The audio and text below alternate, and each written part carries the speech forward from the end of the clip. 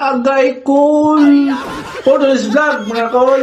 Reaction video ta, lataw na to eh. Kung paano nabubuo ang eye bags sa ilalim ng ating mga mata, habang tumatanda tayo, nawawala ang elasticity ng balat. Ano ba? Maaaring magsimulang maipon ang taba at likido sa ilalim ng mata, Aron ka ba kaya ito ta? nabubuo. Kakulangan sa tulog, stress, at So, dehydration. iposa na to mga kol ha. Karon, makabalot akong nganong nabuo niya tong eye bags sa mga dahilan. So, paminaw tayo, padayon na to. Kahit may mga paraan tulad ng paggamit ng eye cream at sapat na pahinga, hindi pa rin ito At sapat. least na paraan. Dahil ang totoong dahilan kung bakit nabubuo ang mga eye bags Start na natin to mga kol ha.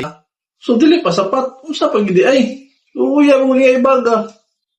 Tayo na to. ay ang labis na pag-alala at labis na pag-iyak gabi-gabi sa taong ayaw na sayo. Binibilang ang hakbang Hindi mo itong maong topic ngayon na. nagbabaka sa Uwahan na. Layo na kayo. Layo na kayo sa topic. Videohan eh.